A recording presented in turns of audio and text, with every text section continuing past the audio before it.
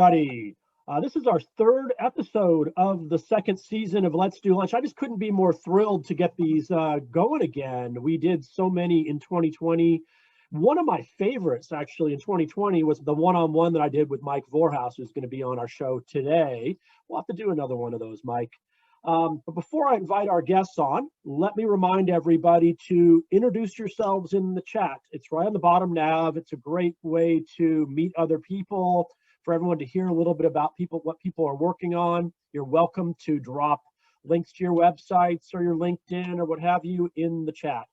Also, if you have questions for the panel today, please put them in the Q&A area just to the left of chat so that they go straight to Mike and he can pick up on the questions. He's really good about getting questions into the mix. So we've been having a lively crowd, and I'm sure today will be the same.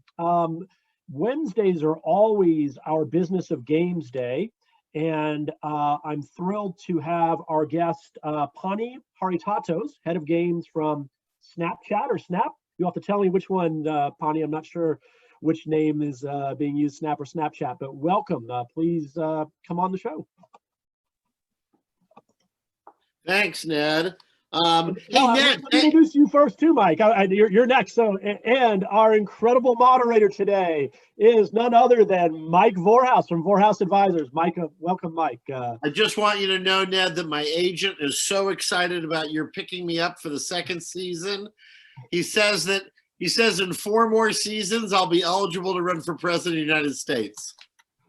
Thumbs up. Have a great show, guys. So yes, it's Wednesday, and it's the Business of Gaming.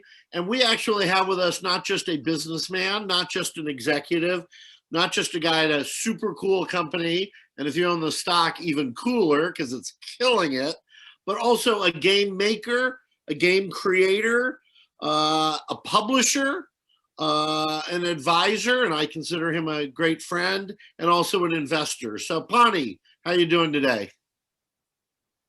I'm doing great. Thanks for inviting me, Mike. Well, it's our pleasure. It's our pleasure. I mean, not only are you currently at Snap, but you were for 4 years or so, maybe a little bit longer, also at Kongregate. And before that, you were also at Zynga, and you also started your own studio. Tell us a little bit how you got to Zynga, and tell us the story about your own studio. So I joined Zynga in 2009. I sold my studio to Zynga at that time, and that was at the rise of social gaming. So at the beginning of really the first in Western free-to-play games, and that was a crazy time, I think, to be in free-to-play games, especially social gaming, because it was all greenfield. And so I joined Zynga, sold my company to Zynga in 2009. That was a couple hundred employees at that time. Then we had the launch of Farmville and then Cafe World, a series of these like monster franchise social games. And was at Zynga until the IPO, and then was there a little bit after it until essentially the rise of mobile games, and I kind of shifted over to focusing on that.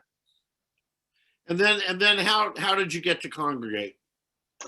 So when I left Zynga, for me, the reason I was attracted to Zynga was because I saw this opportunity, like the emergent platform around social gaming, web, and streaming. At the time, I think most people in games are focused on console or PC. You're doing box products in retail stores. So I moved into social gaming because that seemed to be the most obvious way to deliver games through the internet. And at the time, we had sort of not conquered it, but we really figured out how to build a thriving web-based games business. And I saw that same opportunity on mobile, but not a way to necessarily tap into it at Zynga at that time, because this was, again, sort of early 2010s when Zynga was very much focused on the Facebook opportunity. And so I reconnected with Jim and Emily Greer, the co-founders of Kongregate, because I had worked with them previously at the company that I sold to Zynga. And I was thinking about exploring, essentially taking everything I just learned at Zynga about free-to-play games, analytics, marketing, how to essentially run the business of a games as a service approach. And I wanted to take that to the independent game development community, because at the time I saw all these creative developers making these amazing mobile games, but there wasn't really these sort of world-class businesses being built on mobile. And so I connected with Jim and Emily because they had a very like a thriving indie community that was making these very innovative web games. And the start of like figuring out how to build games as a service on the web, we decided to combine forces to build a mobile incubator, a mobile publishing program at Kongregate. So when I left Zynga, I ended up moving over to Kongregate and starting a mobile incubator and publishing program there. And so that's how I got connected with the folks at Kongregate. That's how I moved into mobile. And we built up a really cool mobile publishing program. We worked with independent developers. We handled essentially all the go-to-market, business, all that stuff. And within a couple of years, we built a mobile publishing program that had actually eclipsed the original Kongregate business. So that was a sort of cool couple of years of work there. Now, wasn't there some big company involved in Kongregate? Yeah, so at the time, Kongregate, I think a year or two previously had sold to GameStop. So I'm sorry, to who? To GameStop. Yeah. Oh yeah, the $400 stock. I thought you had promised me we wouldn't be talking about GameStop on this call, but yeah, I thought I only promised that. Sorry. Okay. You're spreading. No, it was great. We worked with we worked very closely with the GameStop team on certain parts of our business, but for the most part, Kongregate was run almost like as an independent subsidiary. So there was very little overlap with the existing GameStop retail business. So it was cool collaborating with the team at GameStop, but Kongregate was run essentially as an independent company. By the way, your colleague Emily Greer, the co-founder of Kongregate, was on with us in our last season. Cool. And I hear she's doing great things at Double It's amazing, yeah. I hear great progress being made at Double Loop. Okay, tell us a little bit about your official job at Snap, what you're doing, what you want the game industry to know about what you're doing, and where Snap is publicly headed in gaming. Cool, yeah. So, and to answer Ned's question, it would be Snap. So Snapchat is obviously the main product that Snap makes, but we also have other products that we work on, like our spectacles and everything else there. And so, my role at Snap is head of games, and it's really a kind of a strategy role. So we have a number of games programs within the company. Some people may know that we actually acquired the game engine Play Canvas, which is, in my opinion, the best lightweight 3D game engine. But we also have game studios, game programs, game platform teams. We do a lot with partners on the ad side of the business as well. And so I collaborate with each of those teams to make sure we have sort of a unified vision, unified strategy, and that we're creating the right products and services to service our developer partners. A lot of what we do is focused on collaborating with and creating exciting outcomes for business partners. So you want to hear from those developers? Yeah, absolutely. If you're interested in, if you think you have an overlap with the Snapchat community with respect to game content or even game technology that you think would help create exciting experiences for the Snapchat community, we definitely want to hear about it. Great.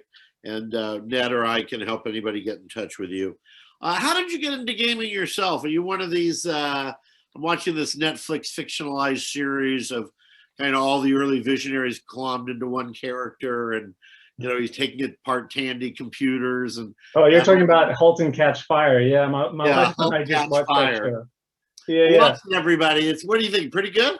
It's great. I mean, it kind of burns out at the end there in the last season, but it was great, and it was triggering in many ways as someone who's like started a couple of companies and had to face all kinds of obstacles. And the show does a really good job of making you feel like you're on that entrepreneur journey, where it's literally every week there's some new existential crisis or thing that might destroy your business, and you just figure out a way to kind of get through it and deliver the next exciting milestone. But yeah, I mean, getting into games, I mean, I think I didn't really get into games. I've always just been in games. Does that make sense? It's like some of my earliest memories are, my aunt actually used to run a computer lab where she would train people like processors and all, teaching sort of early, like how to use a computer stuff.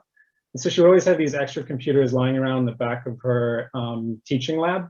And so my cousin and I would be in the back there essentially tinkering, trying to figure out how to make these things do things they weren't supposed to do. And so that's like, again, some of my earliest memories there are playing with a very small number of games and reverse engineering them, teaching essentially ourselves how to code in order to make new games. But I would say that I professionally started thinking about games sometime in college when I realized that I could build my own game, and so that sort of technical background became a degree in programming, and that essentially became the basis under which I bootstrapped that first studio that I sold to Zynga. What do you play today? So I have been playing a ton of games recently because I'm hooked on the Game Pass, the service from Xbox. I just think it's amazing. The amount of content they give you there for the price is incredible.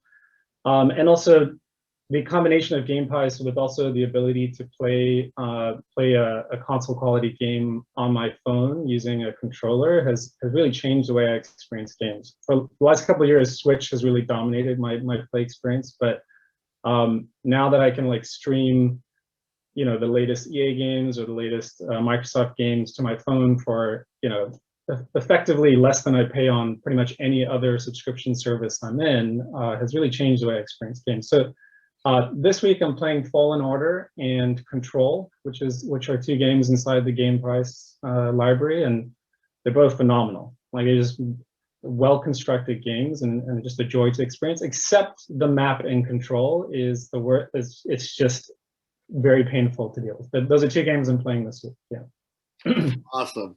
You know, I'm still playing the game I started playing 8 years ago. Dots. What game is that? Dots. Oh, Dots. I mean, it's a classic. So yeah, you know, and it's got that really simple little daily compulsion thing of I get one free thing a day. You know, I never, ever paid for it. And then, I don't know, I think I had one too many drinks one night out during COVID on my patio, and I just got like missed by one bomb or something. So I hit the pay button, and my whole life has deteriorated on Dots because now the computer, it knows there's money there. You're reminding me of when Clash Royale first came out, the Supercell game. I remember my wife was like, "What's this charge on our credit card that month?" And I was like, "It's for work, don't worry about it." But I'm embarrassed to say how big that was. So the fact that you'd only monetize once in a game you've played for 8 years is impressive. That's a lot of restraint. Versus the games I've worked on professionally, I've obviously spent money for Sure. all the obvious reasons to speed up. So listen, a lot of people love to lean in, myself included, to be honest, love to lean in and bash on, you know, Pincus and Zynga and Bing and so on and so forth, even though both those gentlemen have had, you know, huge contributions. I want to hear a little bit about the good things about Zynga. I want to hear a little bit about what attracted you there and what kept you there. Yeah, so I was at Zynga for almost 4 years, which, I mean, to be honest, I didn't think I would be. The thing is, the company, especially at that time, was so dynamic, and there was so much energy, and there was so much to learn and so much like opportunity that I kept thinking, you know, maybe another 6 months or whatever, and it ended up just becoming 4 years, and it was an amazing time, and I think it was really career defining in many ways, and that, I mean, Mark started that company, so like I really owe him essentially my entire career in a way, because until then I think I was a technologist, but I didn't understand the business of games, and coming to Zynga I really became, I think, an expert at the business of games. And I learned all these other things from working with Mark and Bing. And I mean, we could spend probably 3 hours talking about it, but there's a reason Mark has had the success he's had. He's brilliant, right? He's a very smart guy. And I think the thing of everything that I think he's good at, the thing that was always his most powerful superpower would be in like these green light meetings or these roadmap meetings.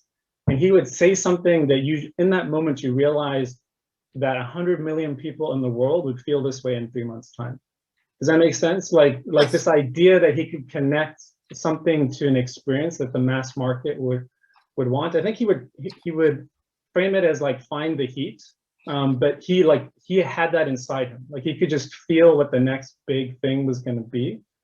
And so that's something that I will always remember about working with Mark, because he would say these things and you'd be like, I don't actually understand what he's saying, and then you sit down and you'd be like, holy cow! Like he sees these pieces that no one else sees, right? He's connecting these pieces. And then if you like listen to him, sure enough, 3 months later, you'd be like, that was a really amazing decision to do that. You know, he had a social media company before its time too. That's right. I think it's called Tribes. Yeah. Yeah, Tribe. Yeah. Definitely, definitely before its time. It's funny. I could actually see Mark in the founding group at MySpace. I see like which quadrant he would. So you actually spent a lot of time with Bing too, huh? Bing was in the office a lot, and Bing Gordon, former chief creative officer at EA. I'm sure most of you on the video today know Bing. But he was a very, days, huh? Very successful investor. Very, very thoughtful, creative. I think the thing about Bing is that when you have sessions with Bing, you have to really be ready to just go anywhere, right? He's just so thoughtful and creative about stuff, and that you have to really let go of, I think, the things that might hold you back, like especially when you're building a product, you get kind of mired in the details, or like, oh, we got to ship this feature by this date, or we have this sprint or whatever. Like there's a lot of like just the tactics of getting stuff done. And the cool thing about Bing is that he doesn't even let you sit in that moment. He takes you out of it. You're talking about very high concept stuff. I remember like crazy discussions about essentially sentient NPCs in RPG games and how that can be used to drive the evolution of games and things like that. So he's very much a like high concept, very thoughtful, like futurist, if that makes sense, which is really useful to have in a conversation where you're like trying to get a game out in 2 months. Does that make sense? It's a good counterbalance to make sure you're thinking about the full space. I think the challenge, back then you were a younger guy, and less experienced and less of your own, man, if you will, person. So there must be a lot of pressure to kind of listen to Mark, listen to Bing. But I would guess the real skill set are those of you that kind of figured out what to lean into and I guess brought a lot of data. I mean, he really was the person demanding data, right? Mark Pincus kind of asked for data before anybody, I think, in the industry. Yeah, it was Mark Pincus and Eric Schermeyer, his co-founder. I would say between the two of them, they really brought that sort of data-driven philosophy to game development, and that's honestly was the key edge that Zynga had in those early days in taking market share, because we weren't guessing. Does that make sense? We actually looked at what the users were engaging with, and then we doubled down. And so at the time, you only got to fire a few bets any given month or quarter, and ours hit more frequently than our competitors because we had that discipline. And those two really just enforced that discipline. It was built into literally every every part of the machine of the Zynga culture was like, what is the data insight that's driving how you're looking at this opportunity or how you're thinking about this roadmap? So no doubt that hasn't changed, and it certainly won't change in the industry. How do you bring your gut into it? I mean, you're facing greenlight decisions, you're facing publishing decisions. I know you guys have some resources to help people make games. So you're greenlighting stuff. Where does your stomach fit into the data, or where does the data fit into your stomach? So the way I think about it is that data is just a part of the picture. And Emily Greer actually has this great analogy for it, which I'm probably going to screw up, which is like you're trying to get to a destination. And data doesn't give you the directions. What it does is it says, here's a signpost. And you can turn left or you can turn right, but like you actually have to make decisions on the journey to get to the destination. So if you're looking at the data being like, what's the solution? Usually you're gonna end up in a lot of trouble because the data actually doesn't tell you the solution. All the data does is give you an ability to better empathize with your user. And that's really the key thing is that you have to take all this input, you have to speak to customers, you have to look at the data, you have to look what competitors are doing, you have to synthesize it, like what that experience is for the user, and then create a product that's going to do well. If you over optimize for gut, if you over optimize for data, if you over optimize for what your competition is doing, I think you build products that will not be world class. You're gonna have weaker products as a result. I do feel that the gaming world data is much better, allows us to call bullshit in arguments and meetings much easier than 20 years ago when, it was, when I made Medal of Honor, da, da, da. But it's like now people, you come in and you go, oh, that mechanic sucks. And you go, no, look, 90% of the people progress from that mechanic. Yeah, I think that is actually the thing that data really helps with, is it can tell you after the fact, did you make a good decision? And so that's the key thing, is that you have to really have the discipline of what's our decision-making framework that is informed by data, but not decided by data. But then you have to have this learning loop where you actually ship the product or the feature, and then you look at it and you say, were we correct? We had these assumptions, these hypotheses. How do we fine-tune that intuition? Because that is ultimately how you're going to drive the best products, is through building your own internal rubric and compass that is informed by all these inputs. So you're absolutely right. I think that's one of the things that's really helped development, is because you don't have as many of these subjective conversations. A lot of times you can say, just ship it and then we'll see, right? Which is a great philosophy, I think, and also helps with improving the product. Yeah, I completely agree with you. You know, I want to remind everybody, if you've got questions, Albert Lay, our good friend at Big Viking Games, has the best question up so far. I will read it. But if the rest of you want to put some questions up there, that'd be great.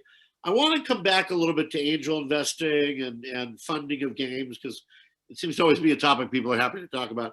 But before we get that, particularly now that we're at this intellectual level, or at least you are, key trends, future gaming, VR, cross-platform, multiplayer, genres, smash-ups, the PC's back. You're answering the question for me. It's great. This is easy. Well, no, but there's so many. I mean, come on, VR. Yeah, no, I know. What I would say. So build your own game. Roblox is worth $400 billion. Yeah. So the question you're asking is like, where are games going, essentially? Like, what are the trends that are exciting? Really exciting, red hot, and real. Okay, so I'm gonna broadly, I think, frame it, and then we can dig into some of the specifics. But I work with some of the folks at Bitcraft. I advise some of their teams. Bitcraft is a early stage, well, now it's just any stage, I think, gaming VC firm. And they're good friends, but they have this, I think it's even trademarked, so hopefully I can use it, but they have this term, it's on their website, called synthetic realities. And that's the core of their investment thesis, and I really buy into that. And to explain what that is it's essentially the convergence of physical and digital realities, right? And that takes a number of different forms. I think the obvious ones are some of the things you see in recent years with VR and AR, as the world around you starts being replaced by or interlaced with a digital experience. But I think it also spans into how you experience games, where suddenly the act of viewing a game is also a viable way to participate in that game. And it's as simple as something like esports or a Twitch stream or something, but then like emerging community-based games, you have people literally influencing the experience and changing the outcomes of those experiences. And then you get into like the more maybe theoretical stuff around blockchain, where it's like the community actually owns that experience and can drive some of that experience based on their ownership in it. So I think broadly speaking, synthetic realities. For me, I think within that, the exciting things are always around platform plays. I'm personally a person who's just very attracted to platform opportunities. That's why I got excited about the initial like web game experiences with free to play, and then mobile. It's why I love being at Snap, because we're essentially an emergent platform that we're working on here. But I think broadly within games, the exciting opportunities are platform plays. For me personally, of course, we are a content business. So I don't want to diminish that part of it. It's just personally, I'm attracted to platform opportunities. So Clubhouse, red hot, or we'll forget about them 4 months from now? So I'm friends with Andrew Chen. I believe he's one of the investors in Clubhouse. So I have to watch what I say here. I think what's interesting about Clubhouse is I'm like resisting it, and I tend to resist addictive things. Does that make sense? Like I resisted TikTok. I just got too many invites. Yeah. So I think the fact that I'm resisting it probably means it's going to be a runaway success, if that makes sense. Well, the chat room is lighting up with people going, of course Vorhaus resisted it. He's 63 years old. It would be the death of Clubhouse if he was into it.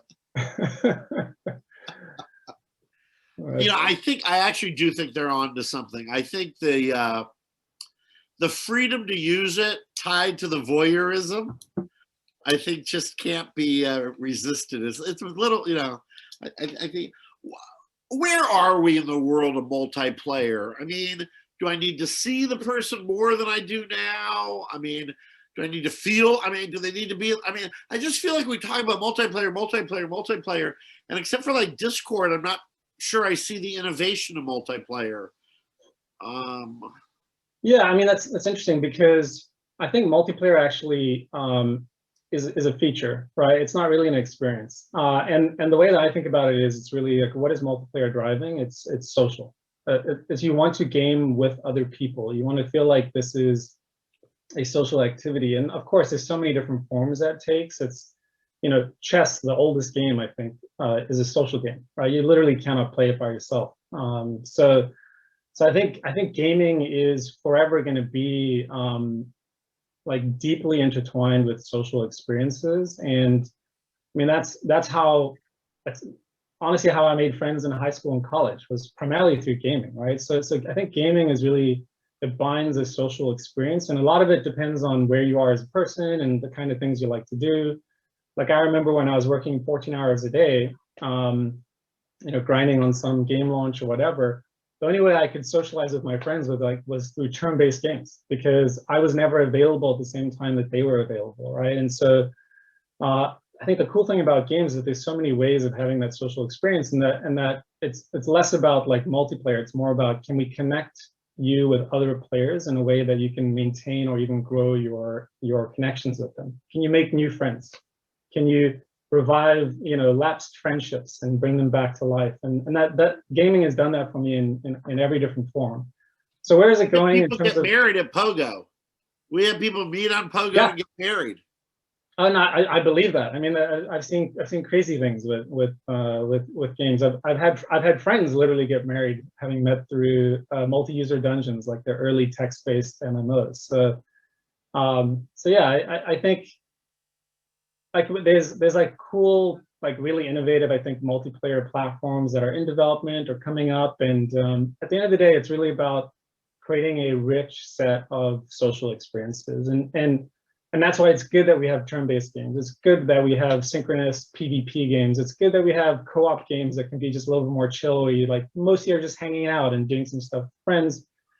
Is there some like amazing around the corner multiplayer technology that's going to like change the way we think about games? Probably, especially when we talk about things like the digital and physical world really merging. I think there's a lot of opportunities for there to be brand new social experiences, and that's why it's exciting to work in games, is because literally every 2 years you have to relearn everything, right? And to take advantage of what we are figuring out. It's so early. I mean, who would have thought that, you know, Counter-Strike would be a 30-year-old game? I want to hit a tiny bit. Also, I like to do something when I do these. I like to call out people. Ross Borden in the house. We love that. Hey, Ross, how you doing? Hey, Terrace Fung, there's a smart man. Tinzar, the creator of this series, Tinzar Sherman. Everybody loves Tinzar. And by the way, Dude, Digital Media Wire did a great job with Do this year. Oh, my friend, Show Beer. How many people do you know with almost virtually the same first and last name? Ad Tech Guru. All kinds of people hanging out with us today. It's so nice. Where's Chris Heatherly? We haven't seen Chris today, which is kind of, you know, Josh Gutfriend is here with us, a early stage investor who we all love. Graham Gockley, all the way from London. Graham, how are you, man? We got all our David Zemke. We got all our buddies here. All right, we're going to go to the questions. Before we go to the questions, how about just take a little bit on venture? You made some investments. You've helped people. You've raised some money. How do I get my great game idea funded in the early days? Yeah, so that, I mean, it's a tough question to answer because it's so context dependent, right? And I'm a first-time entrepreneur. Okay, all right, that simplifies it. So first-time entrepreneur, I'm assuming you have essentially no track record in games, or do you have, if you worked at some game company? I worked at Gree for 2 years. Okay, so you have some background in gaming. I mean, honestly, in this position, the best thing you can do is show potential investors that you can execute. So build something that showcases, at least at a high level, the kind of thing that you want to do. And To be honest, I would say don't quit your day job while you're doing it, because it's going to be a bit of a slog, and I think there's a problem with like decision making that happens when you know that you're not going to be able to make your mortgage payment in 3 months' time. And so if you're, I think you're in that specific position, set some money aside, work with someone, find someone who can handle the things that you can't handle. If you can code, find an artist. If you can draw, find a coder, partner up and work with them to, sorry, my camera is doing something strange. Yeah, work with them to build something that showcases at least the like high concept. And I think with that, you can build some excitement with an investment community. The next thing I would say to do is find great advisors and mentors, because if you're 2 years in, chances are your network is pretty small. And unfortunately, it is a business where who you know has a big impact on what you can do. So focus on building a great prototype, and then find some advisors or mentors who can help you extend your network into the different conversations you need to be in. Okay, so you're a computer scientist, UC San Diego programmer. Who's your perfect co-founder? Interesting, good question. That doesn't have to be a person. I mean, what is that? Do you want a second technologist? Do you want a non-technologist?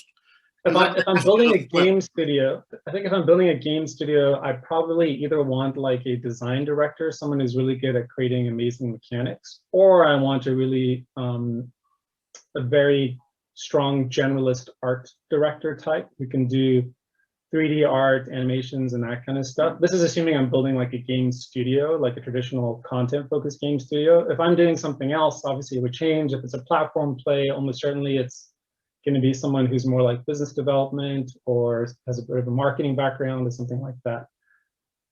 I will favor early stage companies that have a technologist in the founding team. That's just a bias I have. Okay, we're going to take some of the Q&A here. By the way, our buddy Albert at Big Viking, why are Pany and Mike so damn handsome? Well, clearly you have bad eyesight out here to California, but Pany's certainly a good-looking guy. It's very sweet, Albert. Thank you. I'm gonna give credit to my wife. She gave me this haircut, and I think it's working. And probably picked up the shirt too, huh? Probably, yeah. She did. Right. So this is really deep, and a great question from Samuel Crane. So yesterday they had a speaker in the TV conversion area. I thought he was going to be all stories about Hollywood, but he was actually quite analytical. And he says here, Neil Baer is the guy, he says there's a lot of the world of television seems to be trying to learn from the world of gaming. Is there anything that the gaming industry should learn from television? Interesting. So, I mean, I think we have, right? And, you know, getting back to one of your earlier questions, I remember very clearly in sessions with Mark Pincus 10 years ago, where we were talking about Lost, and how that was an inspiration for how we should think about games. And so that's just one example, of course, but just to elaborate on what we were talking about then, games have become programming, right? It's not about create a single experience and ship it. Of course, there's some games that's the only way you can do them still, but for the most part, games are now a service. And it's not really like a service in the sort of mechanical sense, like you plug things in. It's really about servicing the community, right? And I think TV forms a really good model for that when you think about episodic content. The idea that you should have main characters, you should have story threads, you should open threads before you close threads, you should have episodes, mini arcs, major arcs, you know, villains, things like that. So I think TV has been influencing games forever. In terms of like today, what else could we learn from TV? I think it's maybe a bit more on even footing these days, because you look at something like Netflix, that's like a black box of machines that are just like, you know, telling you essentially what you should be, you know, looking at, and using data to really optimize the kind of experience that you should be, or at least it's suggesting to you in order to drive engagement. I think games are not quite that sophisticated yet. There's some teams that are trying to do that level of segmentation and optimizing for a particular user's experience, but we could better be able to provide an experience for, say, in a game, you might have someone who's like really excited about the PvP experience, and so you can sort of optimize the content around them, as opposed to another player who's really here for the PvE content or something like that. But yeah, I would say games have been influenced by TV for at least as long as I've been working in games. And even to this day, I still think that's the best metaphor for how you should think about managing the community and servicing the community is as a like TV programming paradigm. It seems like Telltale was kind of the closest TV analog with real episodic. I don't know if that was their problem or different issue made that. Yeah, I think the challenge there was it was a good vision, but in order to execute the content pipeline well enough to keep that audience engaged, the cost per episode was so high that if they had just one like miss, or they like didn't service a particular season well, it would like damage the entire opportunity around a particular product. And so when the cost of production is that high, it's you know, you have to be super good at delivering exactly what the community wants. And I think you have a couple of misses and that whole thing falls apart pretty quickly. I do slam the Hollywood people on the issue. I call it the town car syndrome. You know, when Quibi started, I said, look, if they're still taking town cars, Quibi's going to run out of money. And, you know, I mean, look at what's the cost of a lot of your content? What's the cost of content on TikTok? What's the cost of content on YouTube? And it's pretty damn good. Okay, we get some great questions in the chat too. Richard Melheim, who we all know is a visionary, talking about TV is back to appointment television. That's an interesting question. So Charles Nicholas asked us a great question. Other than Snapchat, who is currently killing it in platform play? Obviously, you said the live Xbox package. Yeah, I do think Microsoft, I mean, I think Microsoft probably acknowledges that it struggled with the last generation of consoles, but I think they've really eaten the humble pie and come back with a strategy, which I think is very exciting as a consumer. And even as a game developer, I know that they are having a huge impact with their service because what's cool about their service is it's not just like 3 super high quality games or something. They have like 400 games in their catalog, and there's something in there for anyone, right? I personally love indie pixel art roguelikes, which is a pretty narrow category to be excited about, and they've got one of the best games you can play in that category in the catalog there. So I think Microsoft is doing some really cool stuff from a platform perspective and getting their like being less prescriptive about the specific way the consumer interacts with their content, and instead just making it super convenient and accessible for the consumer. And I think that's really the key for growing a platform. It's why web took off in the late 2000s, why mobile took off. It's not because of the graphics, it's not because X or Y, it's because you made it really easy to play those games. You sort of remove the friction of jumping into the game. So we definitely call out Microsoft. I think that's an amazing play. This is not exactly the question that you're asking, but I think of Embracer almost as like an M&A platform. Does that make sense? And so, well, they are an M&A platform. Yes, I'm very impressed with their ability to just continue to execute like these amazing acquisitions, right? And they're like it's just that company has crazy momentum. So I really respect the M&A platform that is Embracer. It's a good example. By the way, one person had a question, I think, for me. Are SPACs good for gaming? Give me a couple of weeks and come back to me, and I'll make a public announcement regarding SPACs and gaming that we think is pretty exciting. Sam Fisher with us. We're going to go lightning round now, Pany. Okay. Sure. Sam Fisher, you're smart. What about Snap do you like so much? What do I as a developer need to know? Why should I as a developer love Snap? So, I mean, I think the great thing about Snap is that if you're interested in building games for digital natives, there's no better platform out there than Snap. And of course, there's a number of ways to reach that audience. But if you're a developer who wants to work with us, you can just use our ads platform and advertise a standalone product. But we also have mini games embedded in our ecosystem. We have a number of other programs that we'll be announcing. So I think the number one thing to think about with Snapchat is like, do you want to make games for the Gen Z, millennial, digital native audience? If so, we're going to be the best community for that in the world, like bar none. You and I both being sensitive to the SEC are careful about these things.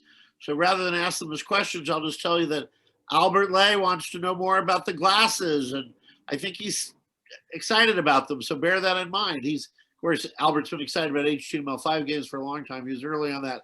Victor Yeah, everyone Pena. should tune in. We have on May 20th the Snap Partners Summit, where we do a lot of our big announcements. So everyone should tune in for that because there's going to be some cool announcements there. Victor Pena, esports features gaming competition between people on Snap. All kinds of people giving you ideas. Thank you. Monetization, don't forget, I'm changing these from questions because I know you can't answer. Monetization, don't forget about subscription and premium too. But let's talk about premium for a second. Bernard Kim said a very funny thing to me many years ago. I brought up maybe premium had a future. And he goes, we don't jam that. I know, I had plenty of premium games.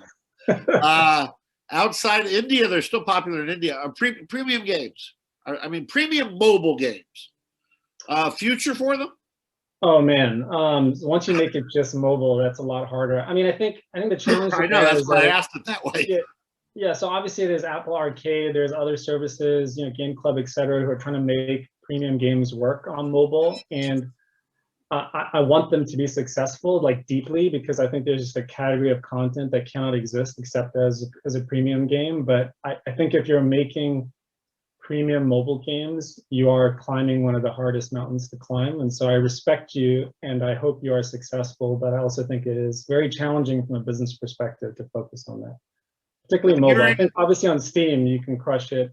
Epic Games Store, you can do great, but mobile is a tough category for premium. We don't talk about Steam enough. Steam, come on the show. I challenge you. Gabe, out here, come to the show. Steam, show yourself. Okay, we're going to close on a really great question from a buddy of ours, Ross Borden. There's a lot of money chasing the metaverse, in case you haven't noticed. A few companies are considered to be in the lead. Can the metaverse be accomplished, owned by multiple companies? And is there any prize as large as the metaverse? Wow. Wow. Thanks, Ross. Yeah, thanks, a Ross. tough one to end on. We're gonna let Pany think for 5 seconds on that. No, I mean, I'll just ramble on some stuff here. So I think the vision of the Oasis as described in Ready Player One, I don't think that is the metaverse that we're moving towards. The free, everyone can plug in, it's this monolithic owned by essentially one individual. I don't think that's the metaverse. I think the metaverse that will manifest is through, weirdly enough, open protocols, something where we can connect communities, where people can decide on some open interchange between whether you're playing this game on this platform or this game on that platform, that these communities have agreed to combine in such a way that it's meaningful to progress in one game and then take that progression to another game. And so obviously people talk about blockchain a lot as maybe powering that. I don't think it's necessarily about the technology. I think it's about the experience that you can have a digital identity, that you can have possessions, you can have progression, and that it can transcend any one game experience. And so you see that community inside, say, a Roblox or whatever, right? Where you have a mini metaverse. But I think for true universal metaverse, it's going to be through something almost like the internet, a protocol that connects communities in a way where there's an exchange, a fair exchange between those communities. Excellent. Thank you so much. I had fun. It looks like from some of the comments, other people had fun. Wednesdays, let's do lunch with gaming. Thanks for having me. Thank you, Mike. Thank you, Pany. Fantastic show. And what an audience, Mike. I'm glad that you call people out because it's really a great group we get for this show each week. So thanks, everybody, for participating. Tomorrow, we have our Rights Tech Roundtable, and Paul Sweeting will be back. He has a guest, David Chavern, who is president and CEO of the News Media Alliance. And they're going to be talking about this interesting trend in Australia that is forcing technology platforms to pay media publishers to carry news content. So join us tomorrow, noon Pacific. Have a great day, everybody.